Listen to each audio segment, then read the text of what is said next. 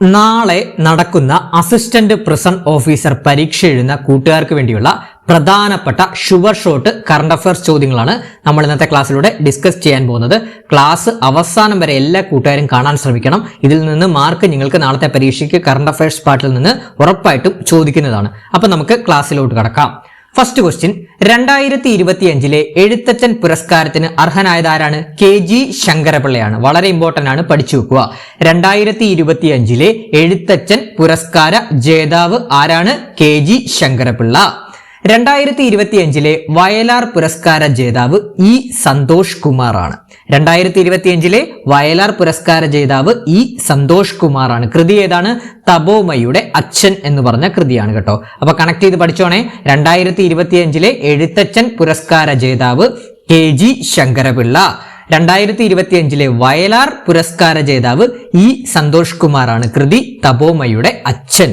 അടുത്ത point, 2025 Mathrubhumi award ലഭിച്ച വ്യക്തി ആരാണ്? മേതിൽ രാധാകൃഷ്ണനാണ് കേട്ടോ. മേതിൽ രാധാകൃഷ്ണനാണ്, പഠിച്ചു വെക്കണേ.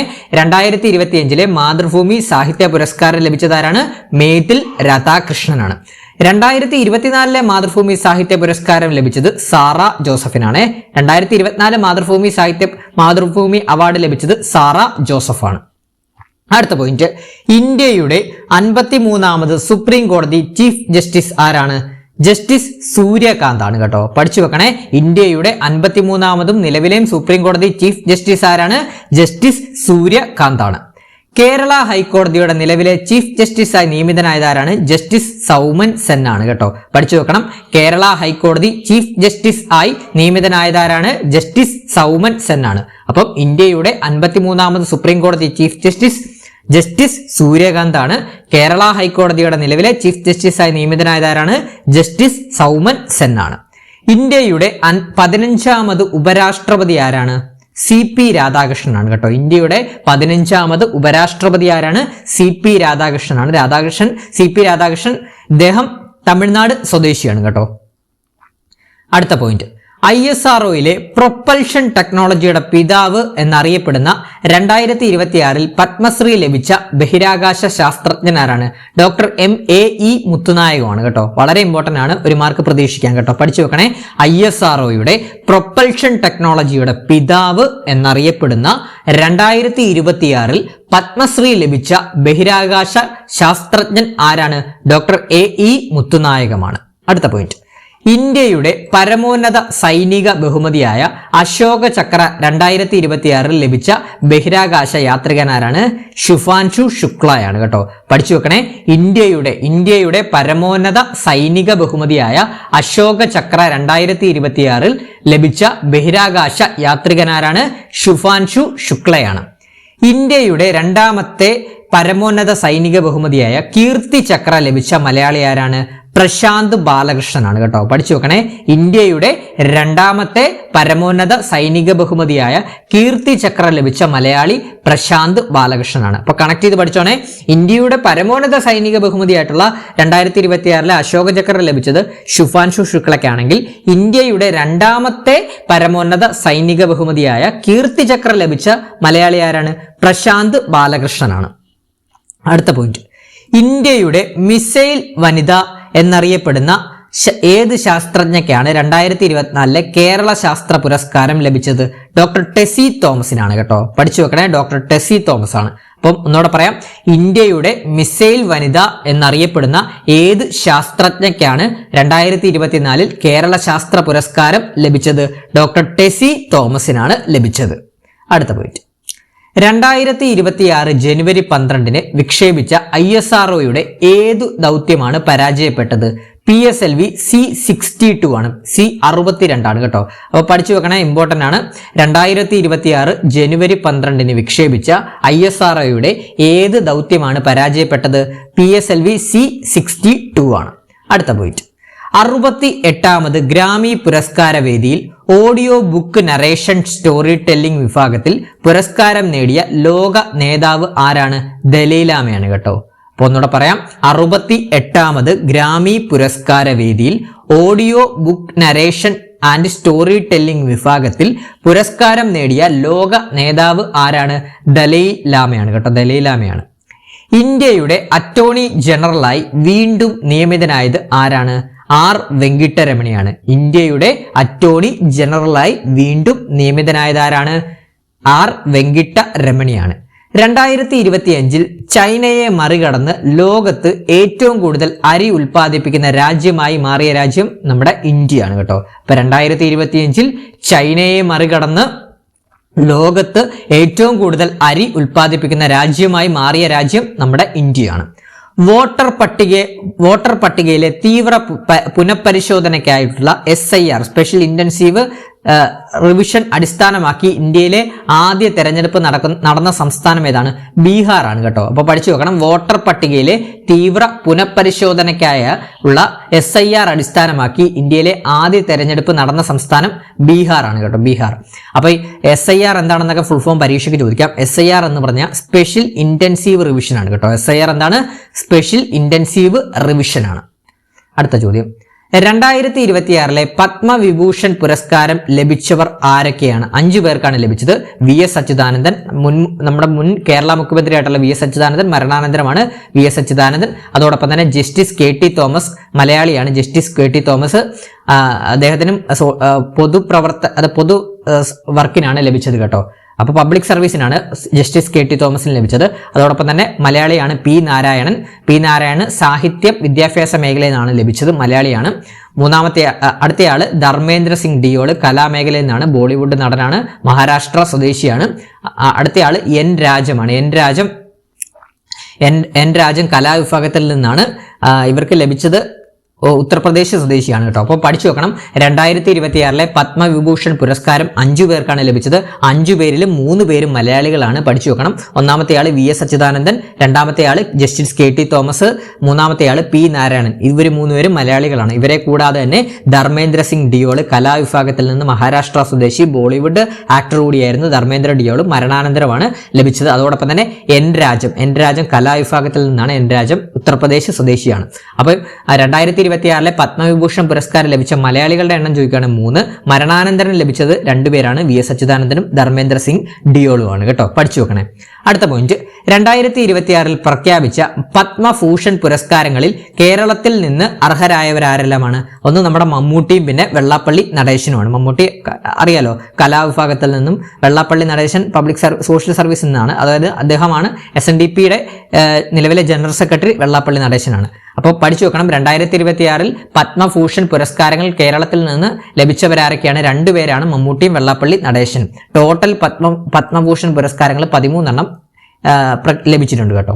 അപ്പോൾ അതുപോലെ തന്നെ 2026 പ്രഖ്യാപിച്ച പത്മശ്രീ പുരസ്കാരങ്ങളിൽ കേരളത്തിൽ നിന്ന് അർഹരായവരാരൊക്കെയാണ്? കൊല്ലക്കയിൽ ദേവകിയമ്മ, കലാമണ്ഡലം വിമല മേനോൻ, AE മുത്തുനായകമാണ് കേട്ടോ. അപ്പം 2026 പത്മശ്രീ പുരസ്കാരങ്ങളിൽ കേരളത്തിൽ നിന്ന് ലഭിച്ചവർ 3 പേരാണ്. ആരൊക്കെയാണ്? ഒന്നാമത്തെ ആള് കൊല്ലക്കയിൽ ദേവകിയമ്മ ആലപ്പുഴ സ്വദേശിയാണ്. ദേവകിയമ്മയ്ക്ക് സാമൂഹ്യ സേവന വിഭാഗത്തിൽ നിന്നാണ്. അതായത് ദേവകിയമ്മ കൃത്രിമമായിട്ടൊരു വനം നിർമ്മിച്ച് അതിന് തപോവനം എന്ന പേരിട്ട് മരങ്ങളെ സംരക്ഷിച്ചതിനാണ് കൊല്ലക്കയിൽ ദേവകിയമ്മയ്ക്ക് പത്മശ്രീ പുരസ്കാരം ലഭിച്ചത്. അതോടൊപ്പം തന്നെ കലാമണ്ഡലം വിമല മേനോൻ കലാമേഖലയിൽ നിന്നാണ്. അതുപോലെ തന്നെ A മുത്തുനായകത്തിന് ലഭിച്ചത് ശാസ്ത്ര സാങ്കേതിക മേഖലയിൽ നിന്നാണ്. അടുത്ത ചോദ്യം, ലോസ് ഏഞ്ചൽസിലെ ഓസ്കാർ അക്കാദമി മ്യൂസിയത്തിൽ 2026 ഫെബ്രുവരി 12 പ്രദർശിപ്പിച്ച മലയാള സിനിമ ഏതാണ്? ഭ്രമയുഗമാണ് കേട്ടോ. നമ്മുടെ മമ്മൂട്ടിയുടെ ഭ്രമയുഗമാണ് കേട്ടോ. അപ്പോൾ പഠിച്ചു വെക്കണം. ലോസ് ഏഞ്ചൽസിലെ ഓസ്കാർ അക്കാദമി മ്യൂസിയത്തിൽ 2026 ഫെബ്രുവരി 12 പ്രദർശിപ്പിക്കുന്ന മലയാള സിനിമ ഏതാണ്? ഭ്രമയുഗമാണ്. അടുത്ത ചോദ്യം, 2025 കേരള ജ്യോതി പുരസ്കാര ജേതാവാരാണ്? ഡോക്ടർ MR രാഘവ വാര്യറാണ് കേട്ടോ. അപ്പൊ കേരള പുരസ്കാരങ്ങളിലെ ഏറ്റവും ഉയർന്ന പുരസ്കാരമാണ് കേരള ജ്യോതി പുരസ്കാരം. അപ്പൊ 2025 കേരള ജ്യോതി പുരസ്കാര ജേതാവ് ഡോക്ടർ MR രാഘവ വാര്യറാണ്. അദ്ദേഹം വിദ്യാഭ്യാസം, ചരിത്ര മേഖലകളിലെ സമഗ്ര സംഭാവനയ്ക്കാണ് ഡോക്ടർ MR രാഘവ വാര്യർക്ക് 2025 കേരള ജ്യോതി പുരസ്കാരം ലഭിച്ചത്. ഇനി നമ്മുടെ 2025 കേരള പ്രഭ പുരസ്കാരം 2 പേർക്കാണ് ലഭിച്ചത്. ആർക്കൊക്കെയാണ്? PB അനീഷിനും രാജശ്രീ വാര്യർക്കുമാണ്. PB അനീഷിന് കൃഷി മേഖലയിൽ നിന്നും, അതോടൊപ്പം തന്നെ രാജശ്രീ വാര്യർക്ക് കലാമേഖലയിൽ നിന്നും, മെയിനായിട്ട് പറയുന്നത് നൃത്ത മേഖലയിൽ നിന്നുമാണ് ലഭിച്ചത്. അപ്പോൾ പഠിച്ചു വെക്കണം. 2025 കേരളപ്രഭ പുരസ്കാരം 2 പേർക്കാണ് ലഭിച്ചത്. ആർക്കൊക്കെയാണ്? ഒന്നാമത്തെ ആള് PB അനീഷ് കൃഷി കാർഷിക മേഖല, രണ്ടാമത്തെ ആള് രാജശ്രീ വാര്യർ കലാമേഖല നൃത്തമാണ് മെയിനായിട്ട് വരുന്നത്. ഇനി നമ്മുടെ 2025 കേരള ശ്രീ പുരസ്കാരം 5 പേർക്കാണ് ലഭിച്ചത്. അപ്പോൾ പഠിച്ചു വെക്കണം.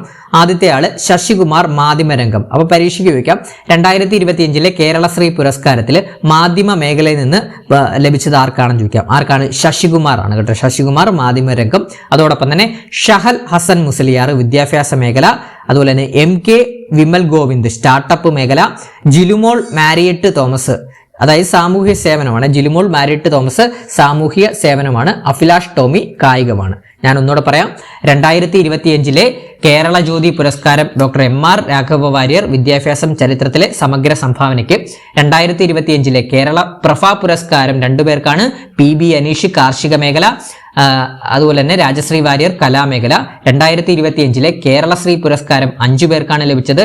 ശശികുമാർ മാധ്യമരംഗം മാധ്യമപ്രവർത്തനം, ഷഹൽ ഹസൻ മുസ്ലിയാർ വിദ്യാഭ്യാസം, MK വിമൽ ഗോവിന്ദ് സ്റ്റാർട്ടപ്പ് മേഖല, ജിലുമോൾ മാരിയറ്റ് തോമസ് സാമൂഹ്യ സേവനം, അഭിലാഷ് ടോമി കായികമാണ്. ഇത്രയും പേർക്കാണ് ലഭിച്ചത്. അടുത്ത പോയിന്റിലോട്ട് പോവാം.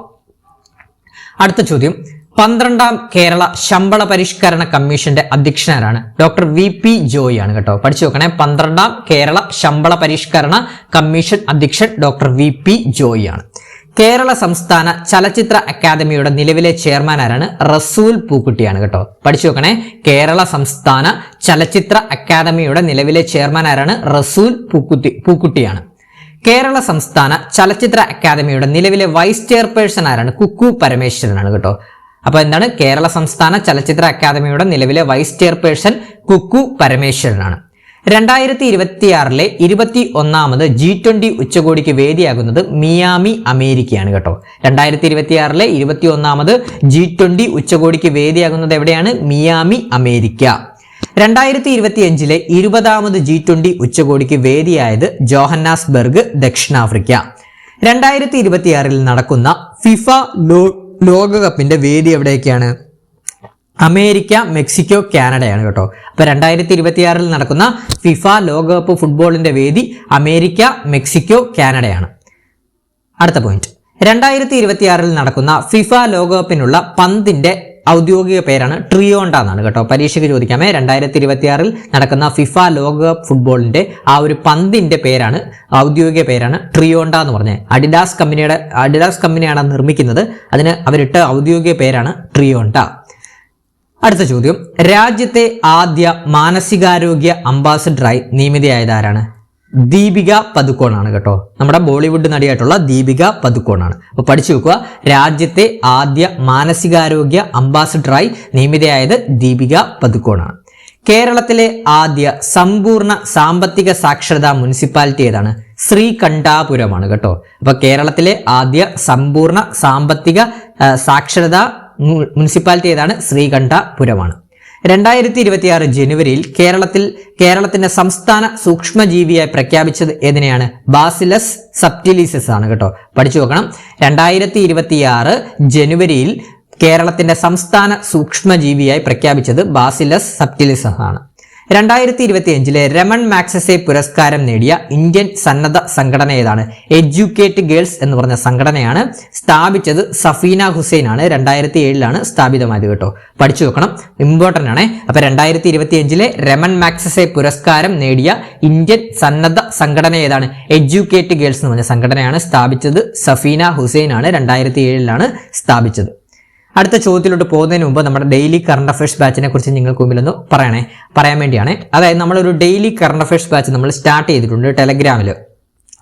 അതായത് ഇനി വരുന്ന നമ്മുടെ ഡിഗ്രി ലെവൽ പ്രിലിംസ് പരീക്ഷകൾക്ക് സിവിൽ പോലീസ് ഓഫീസർ, WCPO തുടങ്ങി 10th ലെവൽ എക്സാംസ് ഒക്കെ വരുന്നുണ്ട്. ആ പരീക്ഷകൾക്കൊക്കെ 20ഉം 10 മാർക്കുമാണ് കറണ്ട് അഫയേഴ്സ് വരുന്നത്. അപ്പം നമ്മുടെ ഈ ഒരു ബാച്ച് എന്ന് പറഞ്ഞാൽ ഡെയിലി കറണ്ട് അഫയേഴ്സ് ബാച്ചാണ്. എല്ലാ ദിവസവും വൈകുന്നേരം 7:30 മുതൽ 8:30 വരെ നടക്കുന്ന ഒരു 1 ഹവർ നടക്കുന്ന ഒരു കറണ്ട് അഫയേഴ്സ് ബാച്ചാണ്. അപ്പോൾ ലൈവിന് അറ്റൻഡ് ചെയ്യാൻ സാധിച്ചില്ല എന്നുണ്ടെങ്കിൽ അതിൻ്റെ റെക്കോർഡർ സെക്ഷൻ നമ്മൾ ടെലഗ്രാം ഗ്രൂപ്പിൽ ഇടുന്നതാണ്. അപ്പോൾ 1 hour live plus recorder section നമ്മൾ പ്രൊവൈഡ് ചെയ്യുന്നുണ്ട്. അതോടൊപ്പം തന്നെ എല്ലാ ദിവസത്തെ PDF നോട്ട്സ് നമ്മൾ പ്രൊവൈഡ് ചെയ്യുന്നുണ്ട്. അതോടൊപ്പം തന്നെ വീക്കിലി മോക്ക് ടെസ്റ്റുകൾ നമ്മൾ കണ്ടക്ട് ചെയ്യാറുണ്ട്. പിന്നെ റിവിഷൻ ക്ലാസ്സസ് ആണ് നമ്മൾ പ്രൊവൈഡ് ചെയ്യുന്നത്. അത് നമ്മൾ ടോപ്പിക് വൈസ് ആയിട്ടാണ് അതിൽ ക്ലാസ്സസ് നമ്മൾ പഠിപ്പിച്ചു പോകുന്നത്. അപ്പം ഡെയിലി നമ്മൾ ലൈവ് ഇൻട്രാക്റ്റീവ് ക്ലാസ്സസോടുകൂടി ടോപ്പിക് വൈസ് ആയിട്ട് പഠിച്ചു പോകുന്നതുകൊണ്ട് നമുക്ക് എന്താണ് പെട്ടെന്ന് തന്നെ ക്യാച്ച് ചെയ്യാൻ പറ്റും. ഡെയിലി ഇൻട്രാക്റ്റീവ് ക്ലാസ്സസോട് പഠിച്ചു പോകുന്നതുകൊണ്ട് തന്നെ ഡിസ്കസ് ചെയ്ത് തന്നെ പഠിച്ചു പോകുന്നതുകൊണ്ട് current affairs up to date ആയിട്ട് നിങ്ങൾക്ക് കണക്ട് ആയി പോകുന്നതാണ്. അതോടൊപ്പം തന്നെ നമ്മുടെ ഈ ഒരു കോഴ്സിന്റെ ഫീസ് എന്ന് പറഞ്ഞാൽ വെറും 200 രൂപ മാത്രമേ ഈ ഒരു കറണ്ട് അഫയേഴ്സ് ബാച്ചിന്റെ ഫീസ് ആയിട്ട് വരുന്നുള്ളൂ. വെറും 200 രൂപയ്ക്ക് 6 മാസത്തേക്ക് ഇനി വരുന്ന പരീക്ഷകൾക്കെല്ലാം നിങ്ങൾക്ക് കറണ്ട് അഫയേഴ്സ് പക്കയാക്കാൻ സാധിക്കുന്നതാണ്. അപ്പോൾ ഇതിന് അഡ്മിഷന് താല്പര്യമുള്ള കൂട്ടുകാരാണെങ്കിൽ 81 299 339 എന്ന് പറയുന്ന നമ്പറിലോട്ടൊന്ന് വാട്സപ്പ് ചെയ്താൽ മതി. അപ്പം എന്തൊക്കെയാണ് ഇത് ഈ ഒരു ബാച്ചിൽ ജോയിൻ ചെയ്തുള്ള ബെനിഫിറ്റ് എന്ന് പറഞ്ഞാൽ നമുക്ക് ലൈവ് ഡിസ്കഷൻ, നമ്മൾ live class daily live current affairs class നമ്മൾ പ്രൊവൈഡ് ചെയ്യുന്നുണ്ട്. ലൈവ് അറ്റൻഡ് ചെയ്യാൻ പറ്റിയില്ല എന്നുണ്ടെങ്കിൽ റെക്കോർഡർ സെക്ഷൻ ഗ്രൂപ്പിൽ ഇടുന്നതാണ്. അതോടൊപ്പം തന്നെ നമ്മൾ എടുക്കുന്ന എല്ലാ കറണ്ട് അഫയേഴ്സ് ക്ലാസിന്റെയും PDF നോട്ട്സ് അത് അന്നേരം തന്നെ നമ്മുടെ ഗ്രൂപ്പിൽ ഇടുന്നതാണ്. നിങ്ങൾക്ക് ജോയിൻ ചെയ്താലും PDF നോട്ട്സ് കിട്ടുന്നതാണ്. അതോടൊപ്പം തന്നെ വീക്കിലി മോക്ക് ടെസ്റ്റുകൾ, പിന്നെ ടോപ്പിക് വൈസ് ആയിട്ടാണ് കറണ്ട് അഫയേഴ്സ് എടുത്തു പോകുന്നത്. കോഴ്സ് ഫീ വെറും 200 രൂപ മാത്രമേ കോഴ്സ് ഫീ ആയിട്ട് വരുന്നുള്ളൂ. അപ്പോൾ 81 299 339 എന്ന നമ്പറിലോട്ടൊന്ന് വാട്സപ്പ് ചെയ്താൽ മതി. ഞാൻ അഡ്മിഷൻ പ്രൊസീജിയർ പറഞ്ഞു തരുന്നതാണ്. അപ്പോൾ നമുക്ക് അടുത്ത ക്വസ്റ്റ്യനിലോട്ട് പോവാം. അടുത്ത ചോദ്യം, ആധാറിന്റെ ഭാഗ്യ ചിഹ്നമായ ഉദയ് രൂപകൽപ്പന ചെയ്ത മലയാളി ആരാണ്? തൃശൂർ സ്വദേശിയായിട്ടുള്ള അരുൺ ഗോകുലാണ് കേട്ടോ. ഇമ്പോർട്ടന്റ് ആണ്, ഒരു മാർക്ക് പ്രതീക്ഷിക്കാം, പഠിച്ചു വെച്ചോളൂ. ആധാറിന്റെ ഭാഗ്യ ചിഹ്നമായ ഉദയ് രൂപകൽപ്പന ചെയ്ത മലയാളി ആരാണ്? അരുൺ ഗോകുലാണ് കേട്ടോ. അരുൺ ഗോകുലാണ്, തൃശൂർ സ്വദേശിയാണ്. ഈ ഉദയ് എന്ന പേര്, ഈ ഒരു ഭാഗ്യചിഹ്നം രൂപകൽപ്പന ചെയ്തത് മലയാളിയായിട്ടുള്ള അരുൺ ഗോകുലാണെങ്കിൽ ഈ ഉദയ് എന്ന പേര് നിർദ്ദേശിച്ചത് ഭോപ്പാൽ സ്വദേശിയായിട്ടുള്ള റിയ ജെയിൻ ആണ് കേട്ടോ. അറിഞ്ഞു വെക്കണേ. അപ്പൊ ഉദയ് എന്നുള്ള പേര് നിർദ്ദേശിച്ചത് ഭോപ്പാൽ സ്വദേശിയായ റിയ ജെയിൻ ആണ്. അടുത്ത ചോദ്യം, ഇംഗ്ലീഷ് പ്രീമിയർ ലീഗ് ഫുട്ബോളിന്റെ ഇന്ത്യയിലെ ഔദ്യോഗിക അംബാസിഡറായി നിയമിതനായത് സഞ്ജു സാംസൺ ആണ് കേട്ടോ. പഠിച്ചു നോക്കണേ. ഇംഗ്ലീഷ് പ്രീമിയർ ലീഗ് ഫുട്ബോളിന്റെ ഇന്ത്യയിലെ ഔദ്യോഗിക അംബാസിഡറായി നിയമിതനായതാരാണ്? സഞ്ജു സാംസൺ ആണ്. ഫിഫയുടെ പ്രഥമ സമാധാന പുരസ്കാരം ലഭിച്ച അമേരിക്കൻ പ്രസിഡന്റ് ആരാണ്? ഡൊണാൾഡ് ട്രംപ് ആണ് കേട്ടോ. ഡൊണാൾഡ് ട്രംപ് ആണ്. യൂറോപ്യൻ യൂണിയന്റെ ഏകീകൃത കറൻസി ആയിട്ടുള്ള യൂറോ ഔദ്യോഗികമായി സ്വീകരിക്കുന്ന 21ാമത്തെ രാജ്യം ഏതാണ്? ബൾഗേറിയയാണ് കേട്ടോ. 2026 ജനുവരി 1 മുതലാണ്. പഠിച്ചു നോക്കണം. യൂറോപ്യൻ യൂണിയന്റെ ഏകീകൃത കറൻസി ആയിട്ടുള്ള യൂറോ ഔദ്യോഗികമായി സ്വീകരിക്കുന്ന 21ാമത്തെ രാജ്യം ഏതാണ്? ബൾഗേറിയയാണ് കേട്ടോ. ബൾഗേറിയ. അടുത്ത ചോദ്യം, 2026 ഏഷ്യൻ ഗെയിംസിന്റെ വേദി എവിടെയാണ്? ജപ്പാനാണ് കേട്ടോ. ജപ്പാനിലെ നഗോയി എന്ന് പറഞ്ഞ നഗരമാണ് കേട്ടോ. അപ്പൊ 2026 ഏഷ്യൻ ഗെയിംസിന്റെ വേദി നഗോയി, ജപ്പാനാണ്. തുടർച്ചയായി 9 കേന്ദ്ര ബജറ്റുകൾ അവതരിപ്പിക്കുന്ന ആദ്യ ധനമന്ത്രി എന്ന റെക്കോർഡ് സ്വന്തമാക്കിയതാരാണ്? നിർമ്മല സീതാരാമനാണ് കേട്ടോ. അപ്പൊ തുടർച്ചയായി 9 കേന്ദ്ര ബജറ്റുകൾ അവതരിപ്പിക്കുന്ന ആദ്യ ധനമന്ത്രി എന്ന റെക്കോർഡ് സ്വന്തമാക്കിയത് നിർമ്മല സീതാരാമനാണ്. ഇന്ത്യയിലെ അതിദരിദ്രരില്ലാത്ത ആദ്യ ജില്ല ഏതാണ്? കോട്ടയം ജില്ലയാണ് കേട്ടോ. അപ്പൊ ഇന്ത്യയിലെ അതിദരിദ്രരില്ലാത്ത ആദ്യ ജില്ല ഏതാണ്? കോട്ടയം ജില്ലയാണ്. ഏറ്റവും പുതിയ റിപ്പോർട്ട് പ്രകാരം സൗരയൂഥത്തിൽ ഏറ്റവും അധികം ഉപഗ്രഹങ്ങളുള്ള ഗ്രഹം ഏതാണ്? ശനിയാണ് കേട്ടോ. 274 ഉപഗ്രഹങ്ങളാണ് ശനിക്ക് നിലവിലുള്ളത് കേട്ടോ. അടുത്ത ചോദ്യം, 2025 ലോക പരിസ്ഥിതി ദിനത്തിന് ആതിഥേയത്വം വഹിച്ച രാജ്യം ഏതാണ്? റിപ്പബ്ലിക് ഓഫ് കൊറിയയാണ് കേട്ടോ. അപ്പം 2025 ലോക പരിസ്ഥിതി ദിനത്തിന് ആതിഥേയത്വം വഹിച്ച രാജ്യം ഏതാണ്? റിപ്പബ്ലിക് ഓഫ് കൊറിയയാണ്. ഫോർട്ട് വില്യം എന്നറിയപ്പെട്ടിരുന്ന കരസേനയുടെ കിഴക്കൻ മേഖല ആസ്ഥാനത്തിന്റെ പുതിയ പേരെന്താണ്? വിജയ് ദുർഗാണ്. ഫോർട്ട് വില്യം എന്നറിയപ്പെട്ടിരുന്ന കരസേനയുടെ കിഴക്കൻ മേഖല ആസ്ഥാനത്തിന്റെ പുതിയ പേരെന്താണ്? വിജയ് ദുർഗാണ്. അടുത്ത ചോദ്യം, 2025 സാഹിത്യത്തിനുള്ള നോബൽ പുരസ്കാരം ലഭിച്ചതാർക്കാണ്? ലാലോ ക്രസ്ന ഫോർക്കെക്കാണ്. ഹംഗേറിയൻ എഴുത്തുകാരനാണ് കേട്ടോ. പഠിച്ചു നോക്കണം. 2025 സാഹിത്യത്തിനുള്ള നോബൽ പുരസ്കാരം ലഭിച്ചതാർക്കാണ്? ലാസോ ക്രസ്ന ഫോർക്കെയാണ്. ഹംഗറി എഴുത്തുകാരനാണ്. 2025 സമാധാനത്തിനുള്ള നോബൽ പുരസ്കാരം ലഭിച്ചത് മരിയ കൊറീന മച്ചോഡോയ്ക്കാണ്. 2025 സമാധാന നോബൽ പുരസ്കാരം ലഭിച്ചത് മരിയ കൊറീന മച്ചാഡോയാണ്. വെനസ്വേലൻ മനുഷ്യാവകാശ പ്രവർത്തകയാണ് ഇവർ കേട്ടോ. അടുത്ത ചോദ്യം, 2025 വൈദ്യശാസ്ത്ര നോബലിന് അർഹരായവരാരൊക്കെയാണ്? Mary E Brunkow, Fred Ramsdell, Shimon Sakaguchi കേട്ടോ. അപ്പൊ 2025 വൈദ്യശാസ്ത്ര നോബൽ പുരസ്കാരത്തിന് അർഹരായവരാരൊക്കെയാണ്? Mary E Brunkow, Fred Ramsdell, Shimon സഗാക്കുച്ചിയാണ്. 2025 കെമിസ്ട്രി വിഭാഗത്തിൽ നോബൽ പുരസ്കാരം ലഭിച്ചത് Susumu Kitagawa, Richard Robson, Omar M Yaghi. 2025 ഭൗതിക ശാസ്ത്രം ഫിസിക്സ് മേഖലയിൽ നോബൽ പുരസ്കാരം ലഭിച്ചത് ആർക്കൊക്കെയാണ്? John Clarke, Michel H Devoret, John M Martinis എന്നിവർക്കാണ്. അടുത്ത ചോദ്യം, പ്രഥമ സംസ്ഥാന ഗവേഷണ വികസന ഉച്ചകോടി നടന്നത് എവിടെയാണ്? തിരുവനന്തപുരമാണ്. 2026 വനിതാ പ്രീമിയർ ലീഗ് 2020 ക്രിക്കറ്റിലെ വിജയികൾ ആരാണ്? മുംബൈ ഇന്ത്യൻസ് ആണ്. 4ാം സീസണാണ് നടന്നത് കേട്ടോ. അപ്പൊ 2026 വനിതാ പ്രീമിയർ ലീഗ് 2020 ക്രിക്കറ്റിലെ വിജയികൾ ആരാണ്? മുംബൈ ഇന്ത്യൻസ് ആണ്. മണിപ്പൂരിന്റെ പുതിയ മുഖ്യമന്ത്രി ആരാണ്? യൂനാം ഖേംചന്ദ് ആണ് കേട്ടോ. മണിപ്പൂരിന്റെ പുതിയ മുഖ്യമന്ത്രി ആരാണ്? യൂനാം ഖേംചന്ദ് ആണ്. 2026 AI ഇമ്പാക്ട് ഉച്ചകോടിക്ക് വേദിയായ നഗരം ഏതാണ്? ന്യൂഡൽഹിയാണ് കേട്ടോ. അപ്പൊ 2026 AI ഇമ്പാക്ട് ഉച്ചകോടിക്ക് വേദിയായ നഗരം ന്യൂഡൽഹിയാണ്. തൊഴിലുറപ്പ് പദ്ധതി VBG റാംജി പ്രകാരം ഒരു സാമ്പത്തിക വർഷത്തിൽ എത്ര ദിവസത്തെ തൊഴിൽ ഉറപ്പ് നൽകുന്നു? പുതിയ തൊഴിലുറപ്പ് പദ്ധതിയായിട്ടുള്ള VBG റാംജി പ്രകാരം പ്രതിവർഷം എത്ര ദിവസം തൊഴിൽ ഉറപ്പ് നൽകുന്നു എന്ന് വെച്ചാൽ 125 ദിവസമാണ്. 125 ദിവസമാണ് VBG റാംജി പ്രകാരം തൊഴിൽ ഉറപ്പ് നൽകുന്നത് പ്രതിവർഷം. അടുത്ത ചോദ്യം 2026 ഓസ്കാർ പുരസ്കാരം ചോദിക്കാൻ നല്ല ചാൻസ് ഉണ്ട്. 2026 98ാമത് ഓസ്കാർ പുരസ്കാരം ഒന്ന് അറിഞ്ഞു വെക്കണം. മികച്ച ചിത്രം ഏതാണ്? One battle after the another ആണ് മികച്ച ചിത്രമായിട്ട് തിരഞ്ഞെടുത്തത്. മികച്ച നടൻ മൈക്കിൾ B. ജോർദൻ ആണ്. ചിത്രം സിന്നേഴ്സ് ആണ്. മികച്ച നടി ജെസി ബാക്ലി ആണ്. ചിത്രം ഹാംനെറ്റ് ആണ്. മികച്ച സംവിധായകൻ പോൾ തോമസ് ആൻഡേഴ്സൺ ആണ്. ചിത്രം വൺ ബാറ്റിൽ ആഫ്റ്റർ അനദർ ആണ്.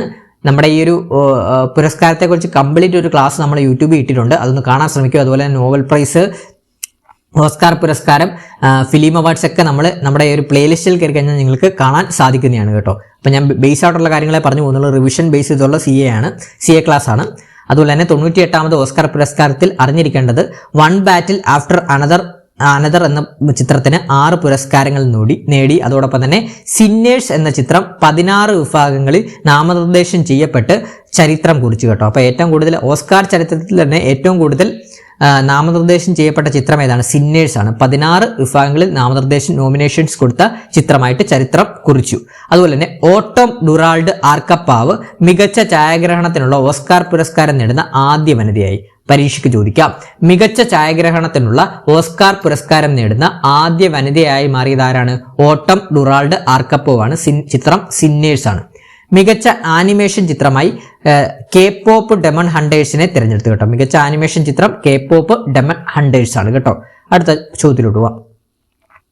ഇന്ത്യയിൽ നിന്നും ഔദ്യോഗികമായി ഓസ്കാറിലേക്ക് ഔദ്യോഗികമായി നാമനിർദ്ദേശം ചെയ്യപ്പെട്ട ചിത്രം ഏതാണ്? ഹോം ബൗണ്ട് ആണ് കേട്ടോ. അപ്പൊ ഇന്ത്യയിൽ നിന്നും ഔദ്യോഗികമായി നാമനിർദ്ദേശം ചെയ്യപ്പെട്ട ചിത്രം ഏതാണ്? ഹോം ബൗണ്ട് ആണ്. അടുത്ത പോയിന്റ്, കേരളത്തിന്റെ പുതിയ തെരഞ്ഞെടുപ്പ് കമ്മീഷണർ ആരാണ്?